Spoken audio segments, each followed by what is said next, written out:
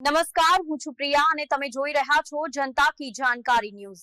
નજર કરીએ આજના સમાચાર ઉપર। ભિક્ષાવૃત્તિ કરી ઘર ચલાવતા વૃદ્ધના ઘરમાંથી 1 લાખના ચિલ્લરની ચોરી।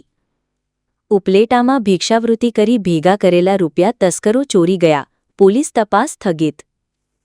ઉપલેટામાં ભિક્ષાવૃત્તિ કરી ભેગા કરેલા રૂપિયામાં 1, 2, 5, 10ના સિક્કા તસ્કરો ચોરી ગયા। ઘરમાં વીજ કનેક્શન ન હોવાથી ગરમીમાં શેરીમાં ખાટલામાં સૂતા હતા અને તસ્કરો કડા કરી ગયા। ઉપલેટા નાનાગનાથ ચોક ખીજડા શેરીના રસિક ભુવન મકાનમાં રહેતા અને પૂજાપાઠ ભિક્ષાવૃત્તિ કરતા નટવરલાલ ભાનુશંકર મહેતા, જે અપરિણિત હોય, એકલા રહેતા હોય, ઘરમાં વીજળી કનેક્શન ન હોવાથી ગરમીમાં શેરીમાં ખાટલામાં સૂતા હોય, તેનો લાભ લઈ મોડી રાત્રિના કોઈ અજાણ્યા ચોરોએ પ્રવેશ કરી કબાટ અને સૂટકેસમાં ભિક્ષાવૃત્તિ કરી ભેગા કરેલા રૂપિયાની નોટો અને 1, 2, 5, 10ના સિક્કા મળી અંદાજિત રૂપિયા 1 લાખની ઘરફોડ ચોરી કરી ગયાની નટવરલાલ મહેતાએ પોલીસને જાણ કરેલ હતી।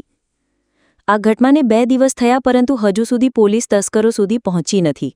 ભિક્ષાવૃત્તિ કરી જીવન નિર્વાહ ચલાવતા આ વૃદ્ધ અશક્ત હોય તેમજ ઉંમર પણ ઘણી હોય, જે કંઈ મરણ મૂડી હતી તે તમામ તસ્કરો ઉપાડી ગયા। જાતે બ્રાહ્મણ એવા આ ભિક્ષાવૃત્તિ કરી અને પોતાનું જીવન નિર્વાહ ચલાવતા ઉંમરના લીધે આ વૃદ્ધ અશક્ત બની ગયા। પરિવારમાં કોઈ પણ ન હોય, જેથી એકલવાયુ જીવન જીવી રહ્યા છે, ત્યારે તસ્કરોએ ભિક્ષાવૃત્તિ કરતા વૃદ્ધને પણ છોડ્યા નથી। તો શહેરની શું હાલત છે તે જોવાનું જરૂર, કારણ કે પોલીસ મોટી બણગા ફૂંકી રહી છે કે પેટ્રોલિંગ હાથ ધરવામાં આવી રહ્યું છે, પરંતુ રાતના 3 વાગે ચોરી થયા છતાં હજુ સુધી તસ્કરો પોલીસના હાથ લાગ્યા નથી। આ બનાવમાં ઉપલેટા પીઆઈ પટેલના માર્ગદર્શન નીચે પોલીસે આજુબાજુના સીસીટીવી કેમેરા ચેક કરી તપાસ હાથ ધરી છે। આશીષ પાટડિયા, ઉપલેટા। નટવરલાલ ભાનુશંકર મહેતા। કેવી રીતે ચોરી થઈ તમારા ઘરના ઘરમાં? અહીંથી ઘરે ગયેલા જ છે। શું કહેશો, કેટલા રૂપિયા હતા? 1 લાખ રૂપિયાનો ગાડો છે બધે। પૈસા કેવી રીતે તમે ભેગા કર્યા હતા? માગી વીકીને કરેલ છે। પોલીસ આવી હતી? હા, એ પોલીસ વાળા આવી ગયા, લખી ગયા, લખાણ થઈ ગયું, કરી ગયા, પછી આવ્યા નથી।